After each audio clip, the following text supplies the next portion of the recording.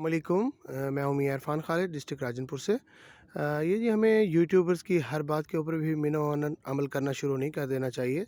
ہمیں چاہیے ہمیشہ فارمرز کو کہ وہ خود بھی ایکسپیریمنٹ کریں۔ تو یہ پچھلے دنوں میری ایک نظر سے ویڈیو گزری، اور اس کے اندر یہ دعویٰ کیا گیا تھا کہ کینولا کی ایک ورائٹی ہے آری کینولا۔ آری کینولا جو ہے اگر اسے اگست میں کاشت کر دیا جائے تو وہ گندم سے پہلے ہارویسٹ ہو جاتی ہے نومبر کے اندر، اور اس کے اوپر جو ہے نا آپ کی گندم کاشت ہو سکتی ہے۔ تو ہم نے جو ہے نا اس کا ایکسپیریمنٹ کیا اگست کے اندر۔ ہم نے یہ اپنے فیلڈ کے اندر پیاز لگایا تھا، یہ آپ کو پیاز کا فیلڈ نظر آ رہا ہے، اور اس کے چاروں طرف جو ہے نا ہم نے یہ آری کینولا جو ہے نا اس کو کاشت کیا تھا۔ تو یہ اگست کے اندر کاشت ہے اس کی، اور نو ڈاؤٹ کہ یہ اس وقت یعنی کہ یہ اپنی پھلی وغیرہ اٹھا چکا ہے، لیکن اس وقت جو ٹمپریچر کی پوزیشن جا رہی ہے تو ہوپ فلی یہ جو ہے یہ باقی کینولا سے بمشکل 15 دن پہلے یہ تیار ہوگا، اور اس سے پہلے اس کے تیار ہونے کا کوئی آثار نہیں ہے، کیونکہ ابھی تک اوپر فریش فلاورنگ یہ کر رہا ہے۔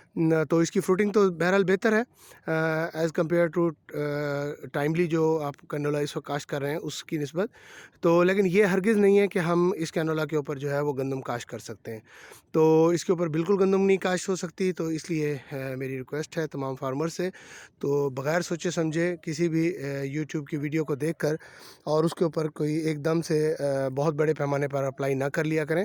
اپنا ایکسپیرینس ضرور کیا کریں، کیونکہ ہر علاقے کا کلائمیٹ کنڈیشن، سوائل کنڈیشن مختلف ہوتی ہے، اور اس کے پیش نظر آپ کو خود ڈیسائیڈ کرنا چاہیے۔ تو یہ صرف کہنے کا مقصد یہ تھا کہ یہ آری کینولا ایسی چیز نہیں ہے کہ جسے اگست میں کاشت کر کے آپ اس کے اوپر گندم کاشت کر سکیں۔ اس کے اوپر گندم کاشت نہیں ہو سکتی۔ بہت شکریہ، میاں عرفان، ڈسٹرکٹ راجن پور سے۔